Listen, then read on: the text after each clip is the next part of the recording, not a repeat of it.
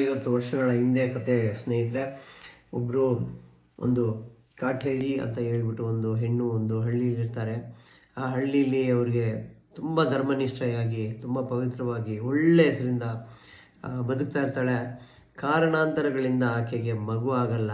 ಆದರೆ ಹಳ್ಳಿ ಜನ ಗೊತ್ತಲ್ಲ, ಬಿಡಲಿಲ್ಲ, ನಿನಗೆ ಮಗು ಆಗಿಲ್ಲ, ನಿಮ್ಮ ಮಗು ಆಗಿಲ್ಲ ಅಂತ ಹೇಳಿ ಆ ಹ್ಯುಮಿಲಿಯೇಷನ್ ಮಾಡಿ ತಡಿಯೋಕ್ಕಾಗ್ದಂಗೆ ಆ ಹೆಂಗಸು ಆ ಜಾಗ ಊರೇ ಬಿಟ್ಟು ಹೋಗ್ಬಿಡ್ತಾಳೆ.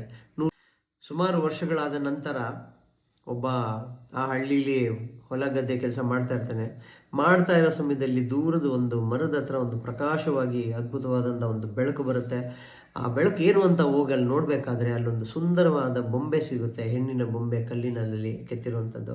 ಅದನ್ನು ನೋಡಿ ತಗೊಂಡು ನೋಡಿದ್ರೆ ಅದೊಂದು ವಿಶ್ವಾಸವಾಗಿ ಟರ್ನ್ ಆಯಿತು.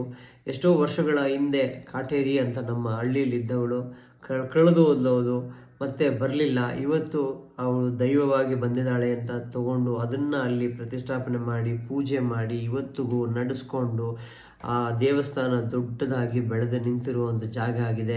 ಆ ಹೆಂಗಸು ಬೇರೆ ಯಾರು ಅಲ್ಲ ಸ್ನೇಹಿತರೆ, ಕಾಟೇರಮ್ಮ. ನೀವು ಕೇಳಿರ್ಬೋದು, ಇದು ಹೊಸಕೋಟೆ ಹತ್ರ ಕಂಬಳೀಪುರದಲ್ಲಿ ಹತ್ರ ಇರೋದು. ಬನ್ನಿ, ಇವತ್ತು ನಾವು ಕಾಟೇರಮ್ಮನ ದೇವಸ್ಥಾನವನ್ನು ಕಂಪ್ಲೀಟಾಗಿ ಒಂದು ರೌಂಡ್ ಹಾಕೋಣ. ಇದೆ ಅದರ ಹಿಂದೆ ಒಂದು ಸಣ್ಣ ಕತೆ.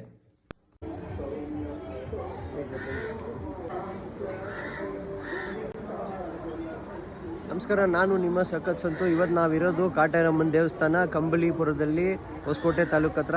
ಇಲ್ಲಿ ಇಷ್ಟು ಒಂದು 300 ವರ್ಷ ಹಳೆಯಂಥ ಬ್ಯಾನಿಯನ್ ಟ್ರೀ ಇದೆ. ಇದಕ್ಕೆ ಸುತ್ತ ತೆಂಗಿನಕಾಯಿ ಈ ಥರ ಕಟ್ಟಿ ಹಾಕ್ತಾರೆ.